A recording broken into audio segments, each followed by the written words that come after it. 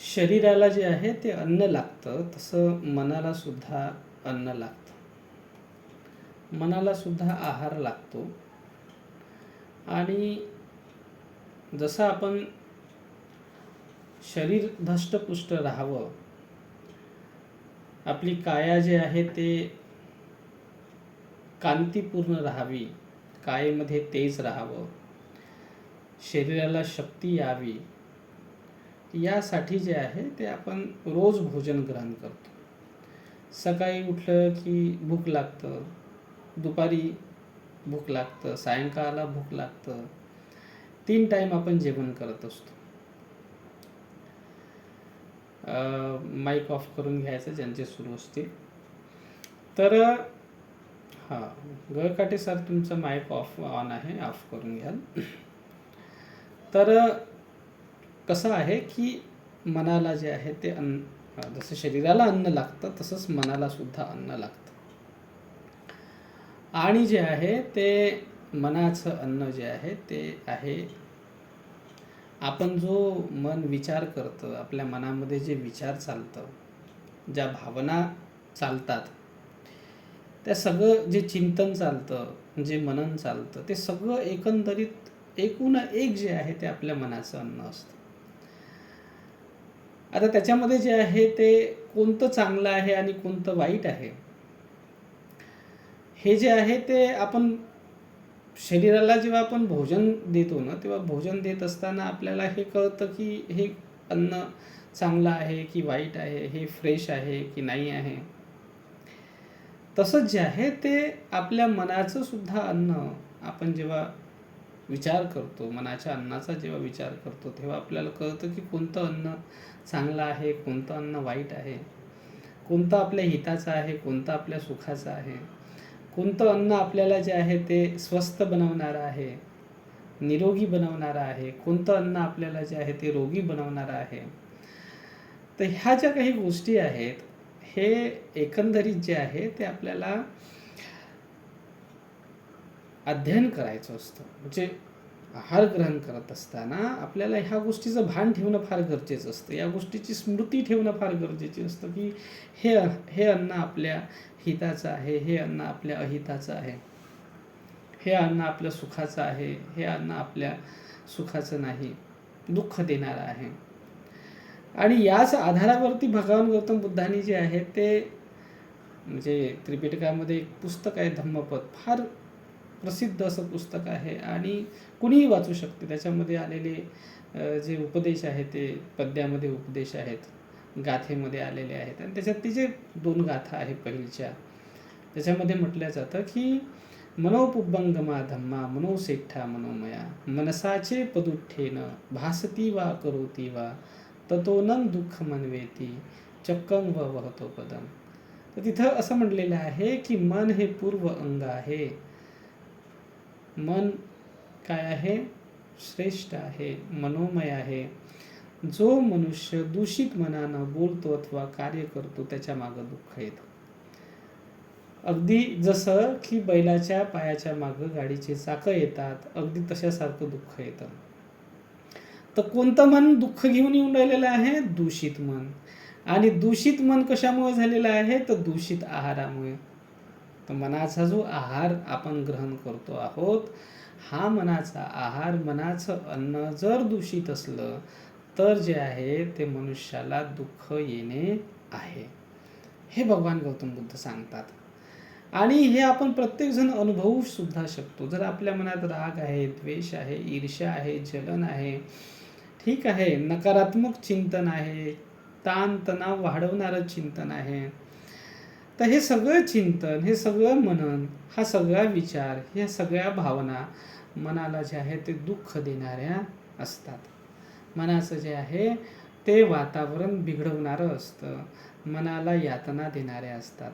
आणि तुम्ही पहा, प्रत्येकांचे मन या 24 घंट्याच्या कालावधीमध्ये, म्हणजे प्रकृती आपल्याला 24 घंटे देत आहेत, या 24 घंट्याच्या कालावधीमध्ये प्रत्येकाचे मन कधी ना कधी, कुठल्या ना कुठल्या क्षणी दुखते, हे सत्य आहे.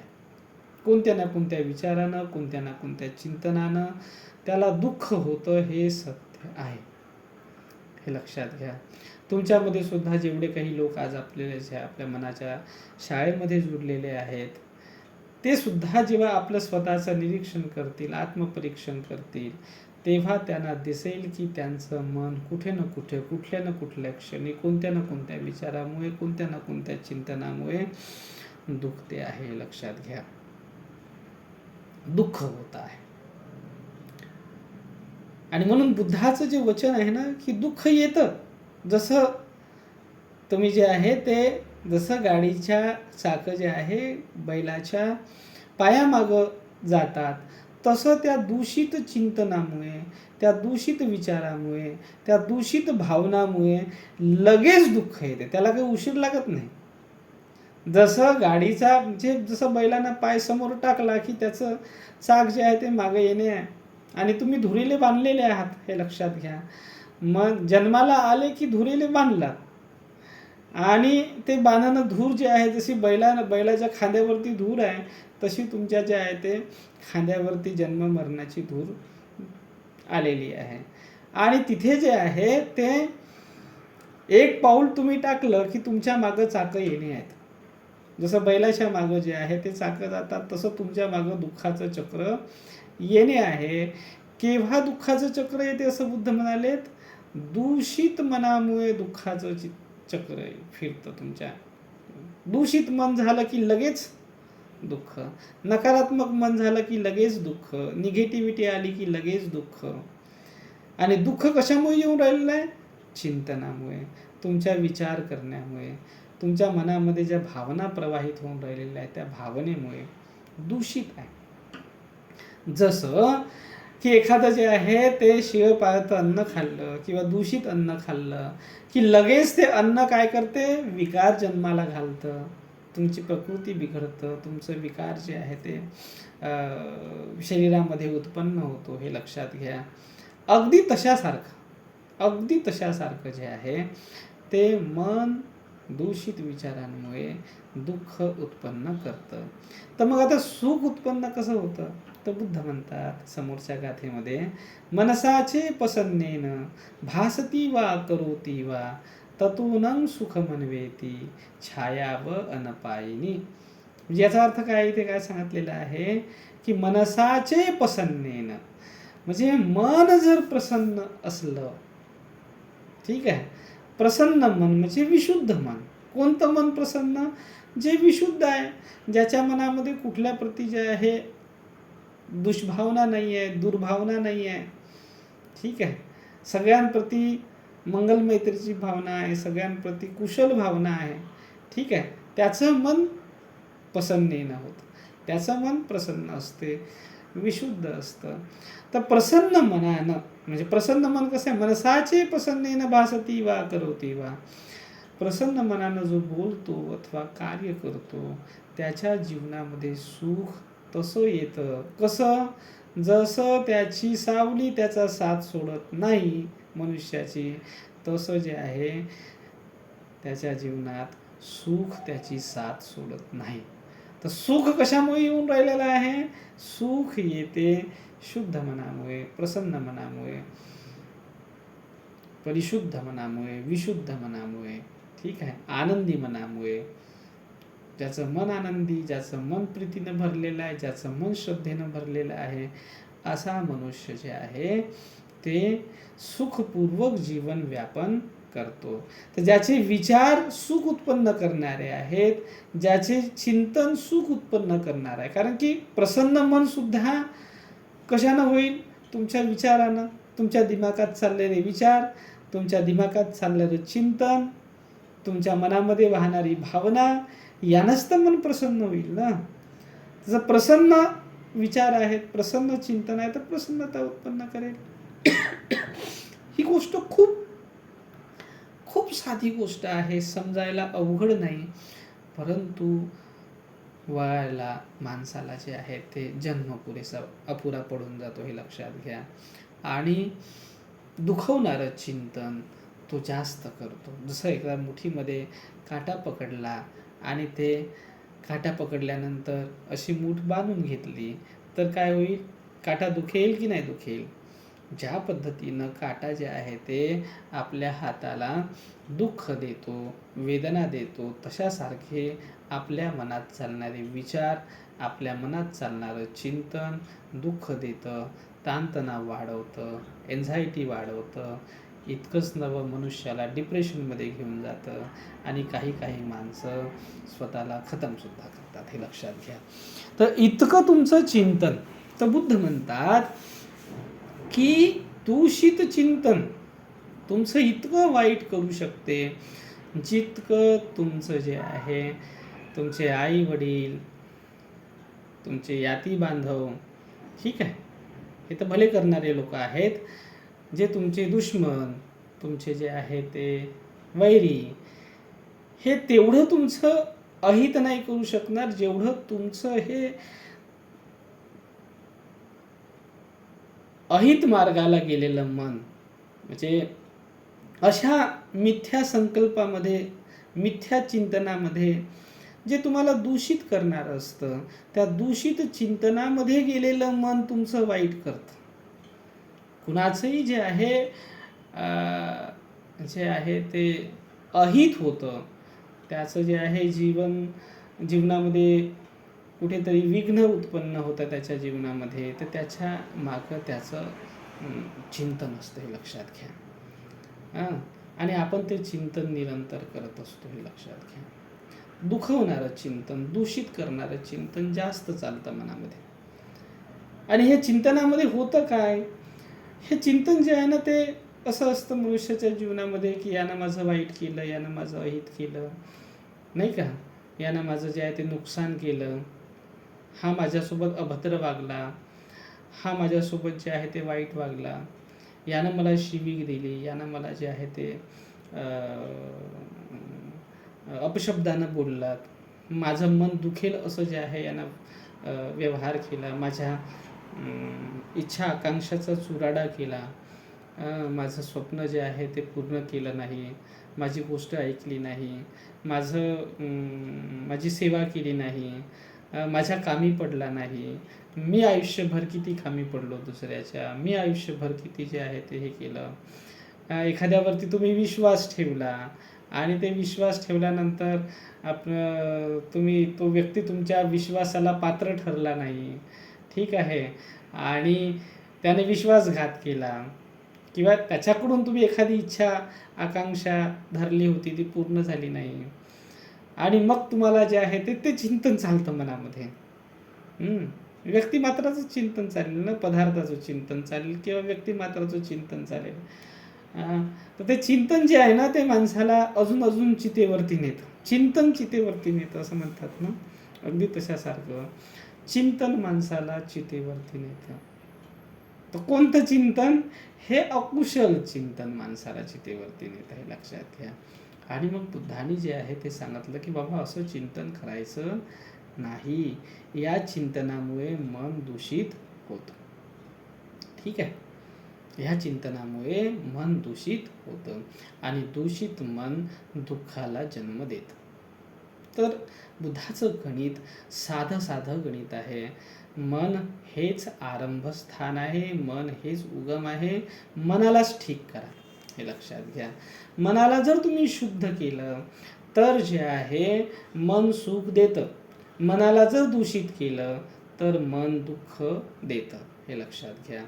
तर मग आपण काय करायला पाहिजे, मनाला शुद्ध करायला पाहिजे. जसं फॉर एक्झाम्पल तुम्ही पाणी पिता, तुमच्या घरी पाणी पिता, वाटतं ना मनुष्याला की पाणी पित असताना पाणी शुद्ध असावं, म्हणून आपण आरो लावतो, म्हणून आपण जे आहे ते त्या पाण्याला गाळतो, नीट गरम करतो, त्याच्यातली जेवढी अशुद्धी जी आहे ते पहिले बाहेर काढण्याचा प्रयत्न करतो आणि त्याच्यानंतर मग ते पाणी आपण प्राशन करतो, बरोबर आहे.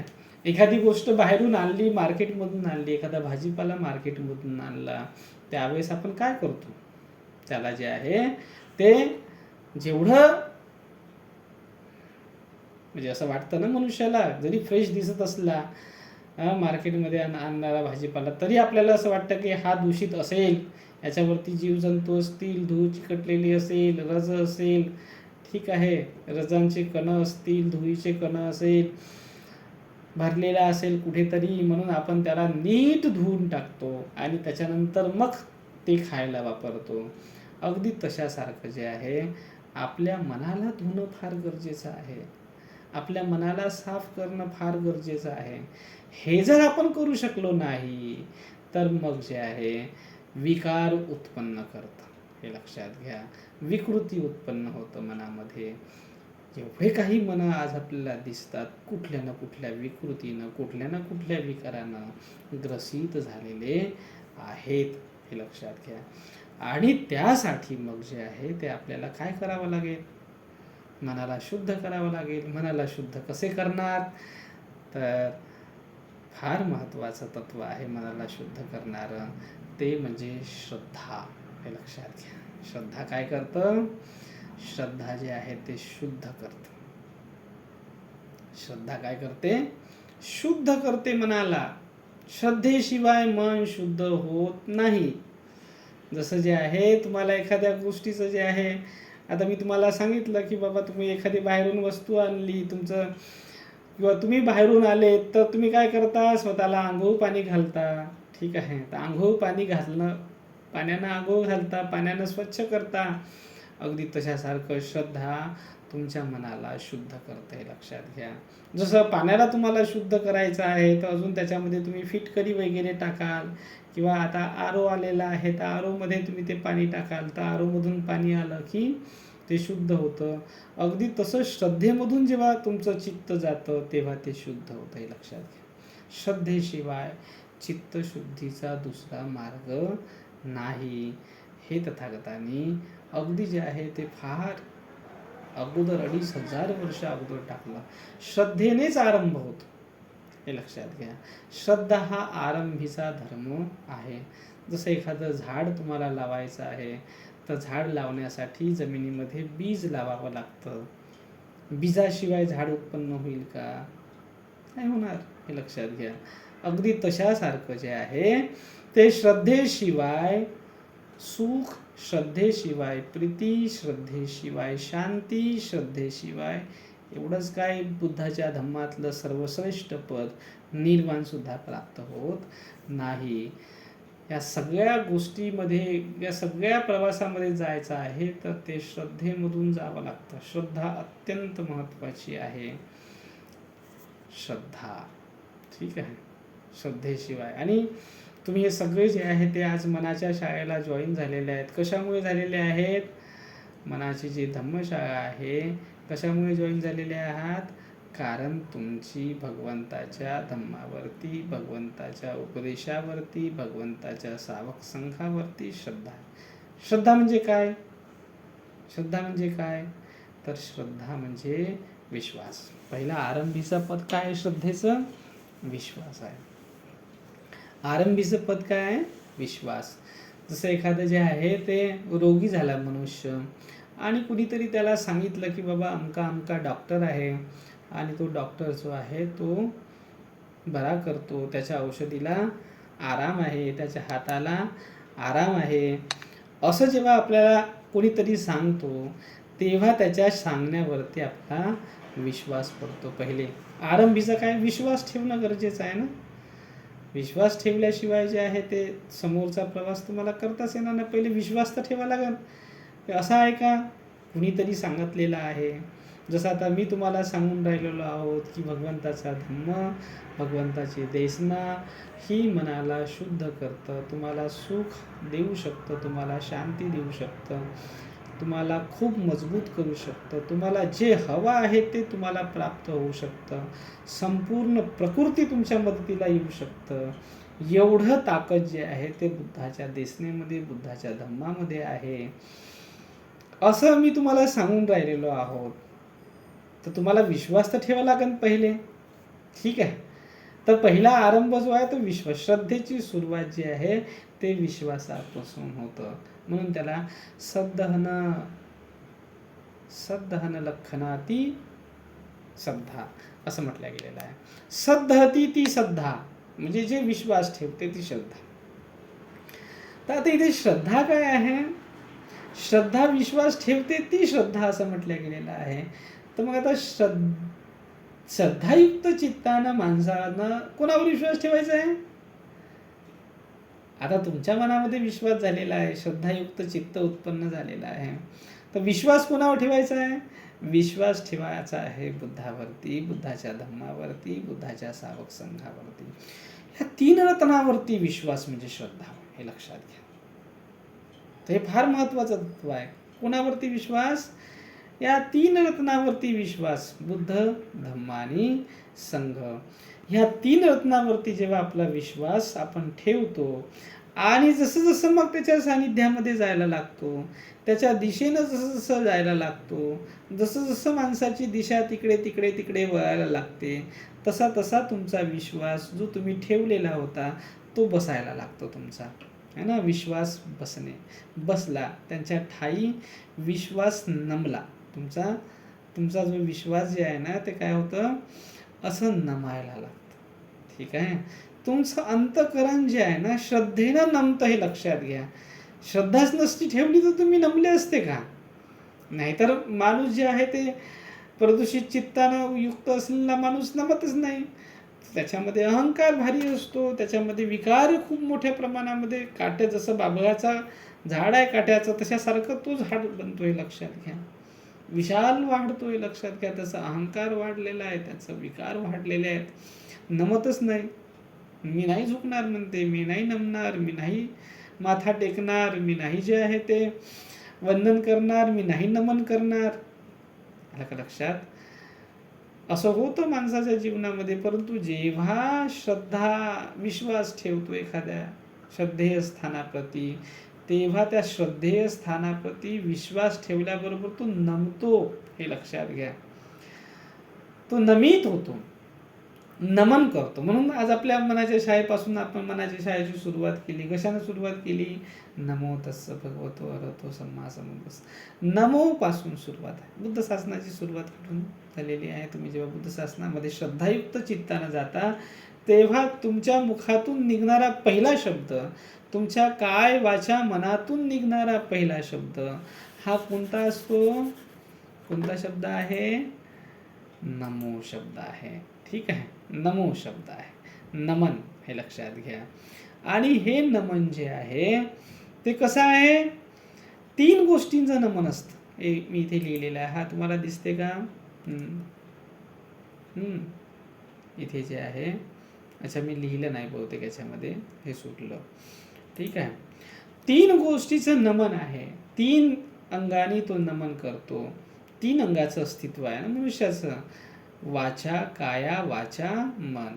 काया वाचा मनानं तो नमन करतो बुद्धाला, धम्माला, त्याच्या संघाला. ठीक आहे. नमित होतो, हे लक्षात घ्या. आणि त्याची वंदना सुरू. पहिले नमवतच, नमण्याची प्रक्रिया असते, लक्षात घ्या. मग वंदना सुरू होते. समजले का?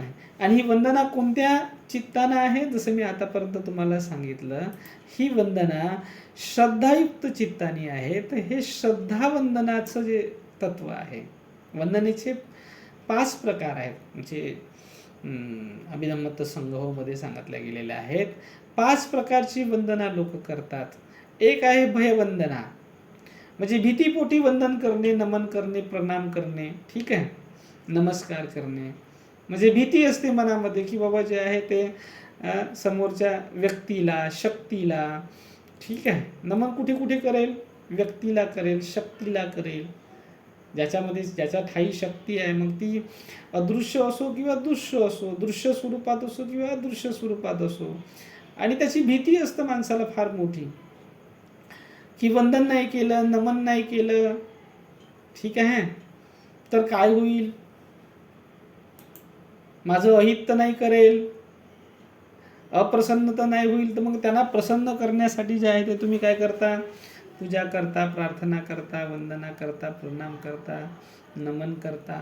असं होऊन जातं. भयवंदना म्हणतात त्याला, भीतीपोटी केलेली वंदना, हे लक्षात घ्या. भयवंदना त्याला म्हणतात. दुसरी वंदना कोणती आहे? लाभवंदना. ठीक आहे. लाभवंदना. लाभवंदना म्हणजे काय आहे? लाभवंदनेमध्ये मनुष्य लाभापोटी नमन करतो. म्हणजे त्याला लाभ हवा आहे, एखाद्याकडून त्याला जे आहे ते लाभ प्राप्त करावयाचा आहे, तेव्हा तो वंदन करतो तेव्हा म्हणतात लाभ वंदना, लाभापोटी, स्वार्थापोटी केलेलं वंदन नमन.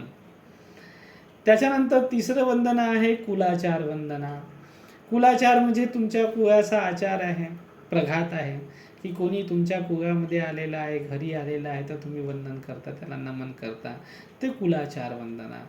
त्याच्यानंतर आहे आचार्य वंदना. आचार्य वंदना म्हणजे तुम्ही तुमचे आचार्य आहे, गुरु आहेत, सर आहेत, तुम्हाला तुमचे शिक्षक आहेत, त्यांच्याप्रती तुम्ही वंदनीय होता, त्यांच्याप्रती तुम्ही वंदन करता. ठीक आहे, ती वंदना. आणि पाचवी वंदना आहे श्रद्धा वंदना.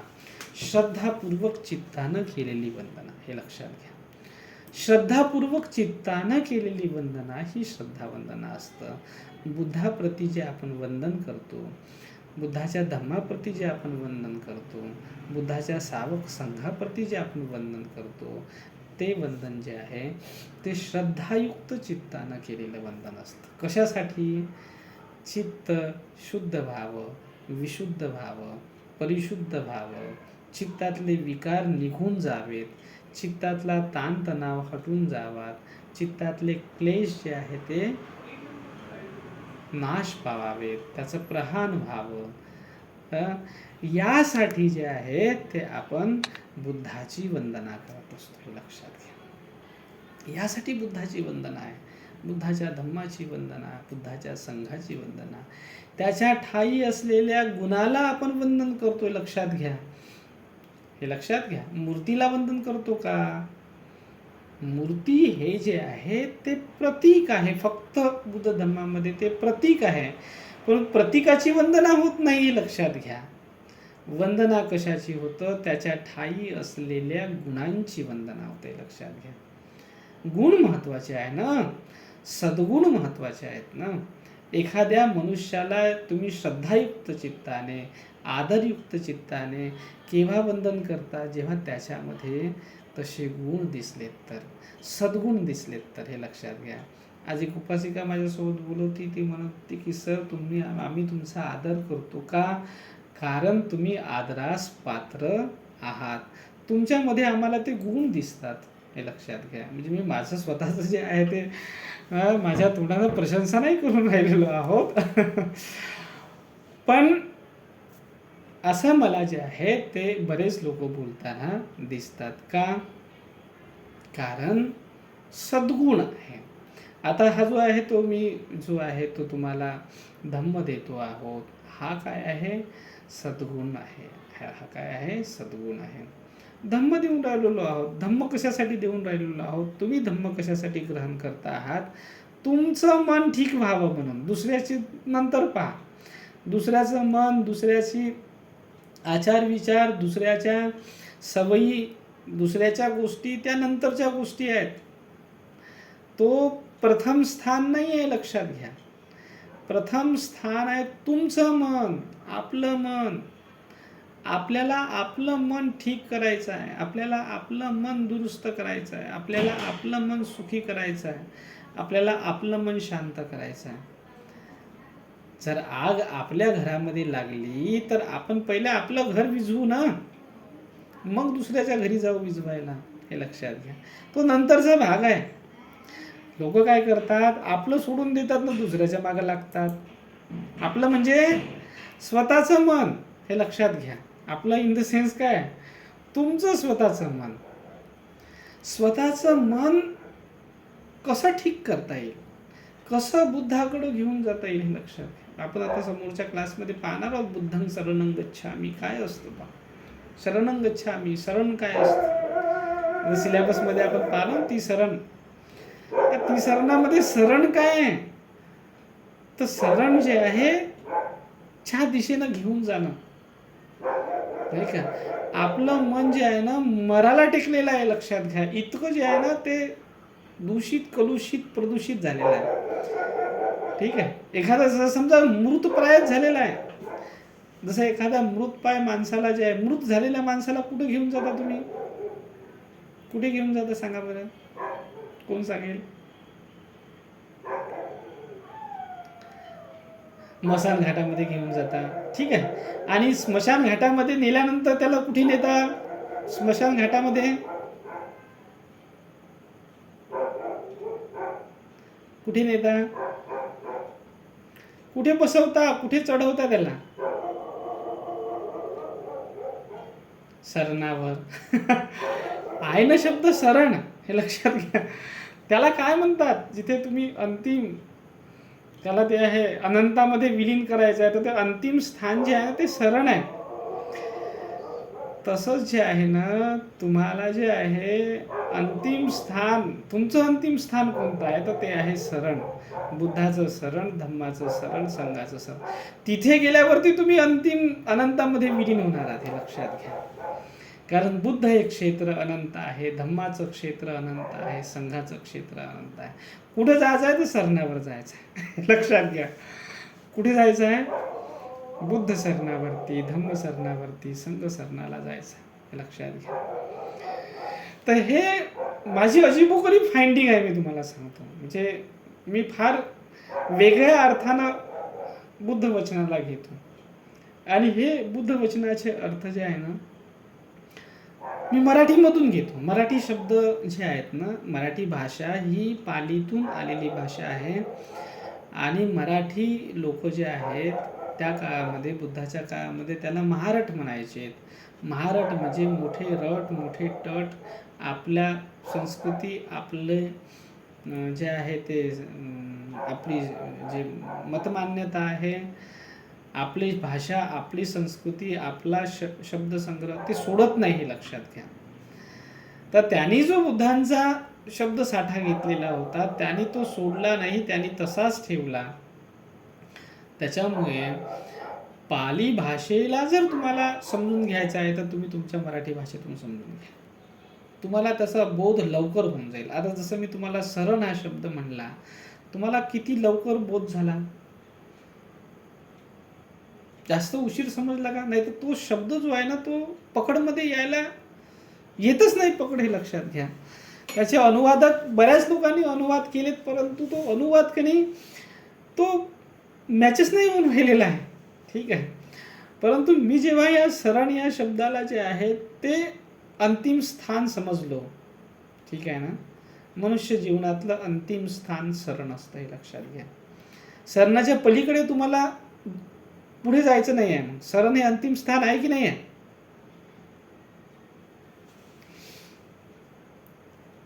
ना, त्याच्या पलीकडे नाही आहे ना, मग त्याच्या पलीकडे मार्गच नाही आहे, हे लक्षात घ्या. तसंच तुमच्या जीवनातलं बुद्ध, धम्म आणि संघ हे अंतिम स्थान आहे. ठीक आहे. वरंग स्थान आहे. आणि शरण हे नेहमीच वर असतं, हे लक्षात घ्या. शरण हे खाली असतं का?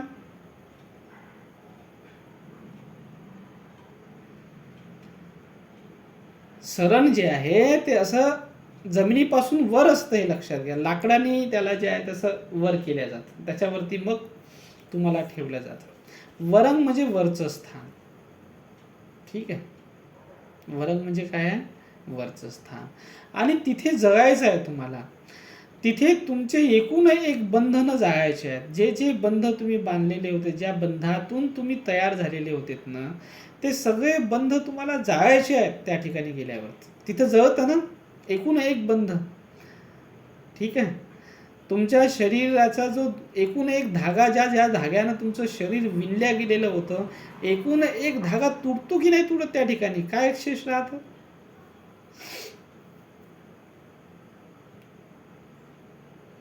शेवटी राहतात अस्थि तुमच्या शेष. ठीक आहे. माती शेष राहत. अस्थि म्हणजे माती, ते मातीमध्येच विलीन होऊन जातं. ठीक आहे.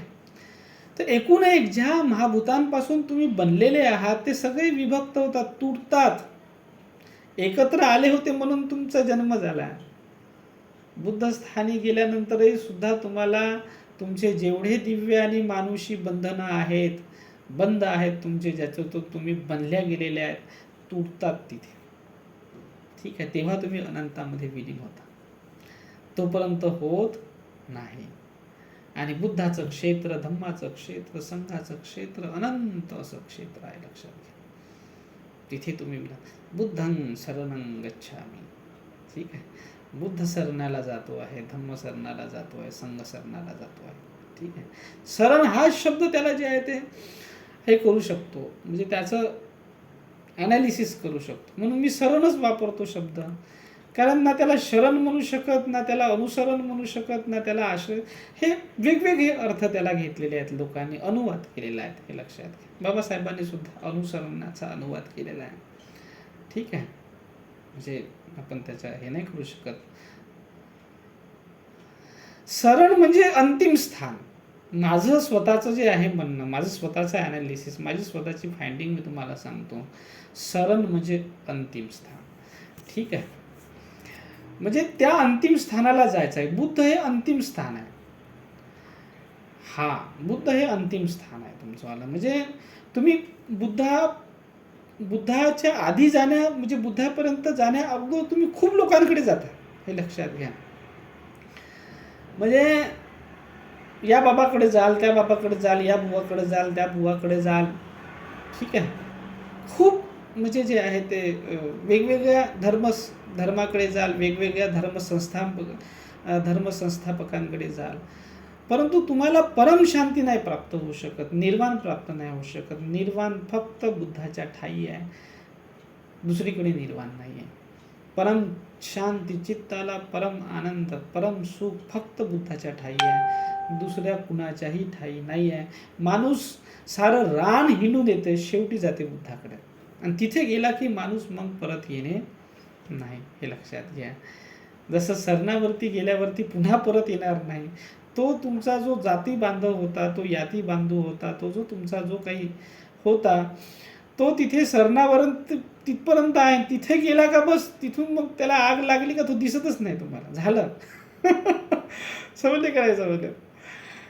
तसं बुद्धाच्या ठाई गेल्यानंतर तुम्ही जे तुमचं आत्म असतं, तत्व तुम्ही जे असता ना, ते विरून जाता, नमून जाता, जिरून जाता, मुरून जाता, तुटून जाता, फुटून जाता, हे लक्षात घ्या.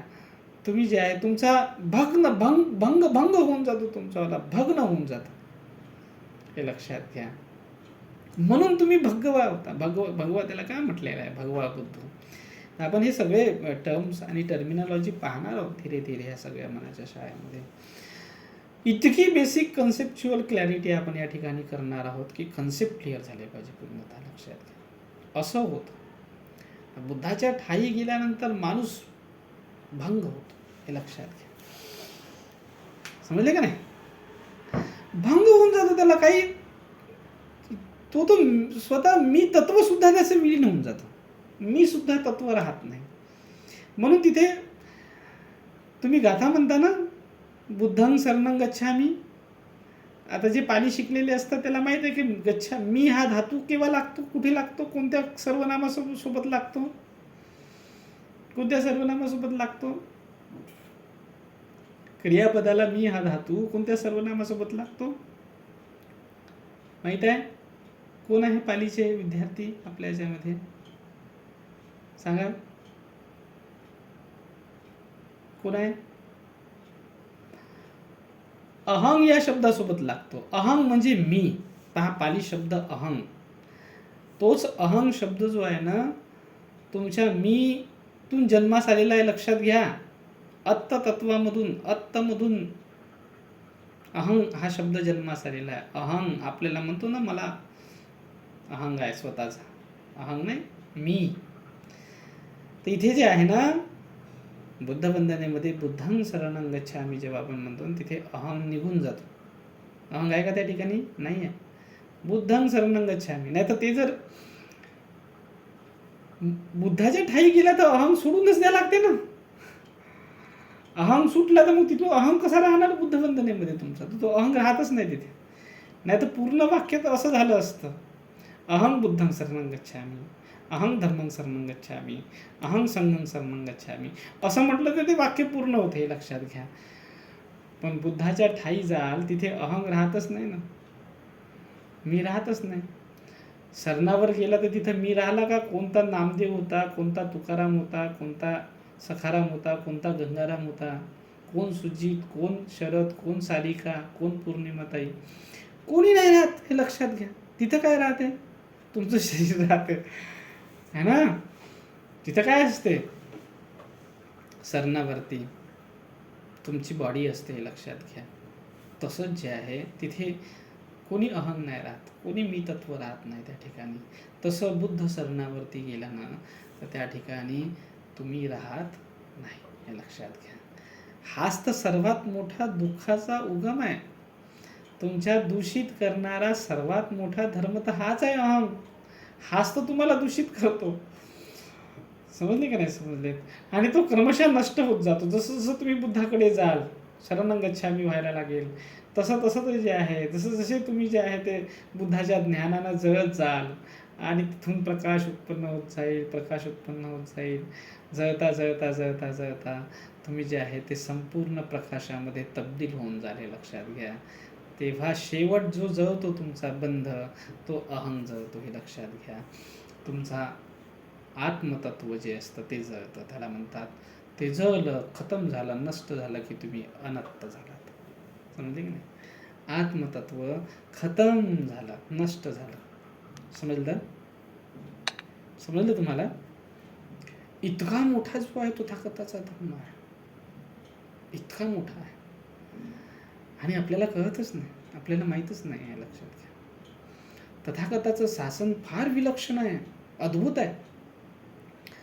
आपल्याला समजून घ्यायचं आहे त्याला, हे लक्षात घ्या. श्रद्धायुक्त चित्तानं समजून घ्यायचं.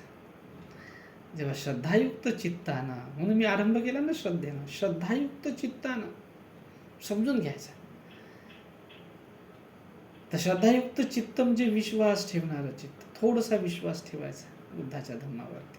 तो थोडा थोडा विश्वास जो आहे ना, शेवटी चंद्रासारखा पूर्ण होऊन जातो पौर्णिमेच्या. आणि जे आहे तो मग ती श्रद्धा निर्वाण बनतं माणसाची, हे लक्षात घ्या. परम ज्ञान बनतं, बोधी बनतं, हे लक्षात घ्या. तर आपल्याला खूप फायदा होतो. म्हणजे इतकं तर जरूर होऊन जाईल तुमच्या जीवनामध्ये की तुमचं अविद्या अज्ञान नष्ट व्हायला लागेल, तुमचं मन धीरे धीरे शुद्ध व्हायला लागेल, तुमचं मन जे आहे ते धीरे धीरे प्रसन्नतेच्या दिशेनं जायला लागेल, समजायला लागेल. तुम्हाला तुमचं मन समजायला लागेल, तुम्हाला तुमचे जे आहे ते चित्त समजायला लागेल, तुम्हाला तुमचं जे आहे ते एकंदरीत ह्या जे सगळी संपूर्ण प्रक्रिया जी आहे चित्ताची, चिंतनाची, ती समजायला लागेल. आणि मग त्याच्यातून बाहेर कसं निघायचं यासाठी बुद्धाचा धम्म आणि बुद्धाचा सावक संघ तुमच्या मदतीला नेहमीच आहे, हे लक्षात घ्या. तर मला असं वाटतं की आजच्या प्रसंगी आपण एवढं जरूर लक्षात घ्यावं आणि या मनाच्या धम्मशाळेमध्ये जो आहे तो सहभागी व्हावं. इतरांनासुद्धा तुम्ही सांगा, जे जे तुमचे नातेवाईक असतील, ज्यांच्याप्रती तुमचं जे आहे ते लळा आहे, माया आहे, त्यांच्याप्रती तुमच्या जे आहे ते कुशल भावना आहेत, त्यांनासुद्धा तुम्ही जोडू शकता. ज्यांचं भलं व्हावं, ज्यांचं हित व्हावं असं तुम्हाला वाटतं, अशा लोकांनासुद्धा तुम्ही जोडू शकता आणि धम्मशाळेमध्ये जोडा. आणि जे आहे ते धम्माचं श्रवण करा, धम्माला समजून घ्या. धम्माला जे आहे ते अगदी बेसिकपासून त्याला जे आहे ते समजून घ्या. जेवढा समजेल तेवढा आपल्या हिताचा आहे. तर एवढं मला असं वाटतं. आणि हा जो अध्याय आहे आपलावाला 3 महिनेपर्यंत चालणारा, जॉईन करा जरूर. त्याला जे आहे ते तुम्ही समजून घ्या. तुमच्या खूप कामाचा राहील, तुमच्या खूप हिताचा राहील. आणि तुमचे प्रश्न राहिलेत कुठलेही जे आहे या संबंधामध्ये बुद्धिझमशी संबंधित असणारे प्रश्न, ते सुद्धा आपण चर्चेला घेऊ आणि त्याचंसुद्धा निराकरण करण्याचा प्रयत्न करू. तर ठीक आहे. काही विचारायचं आहे कुणाला? विचारू शकता.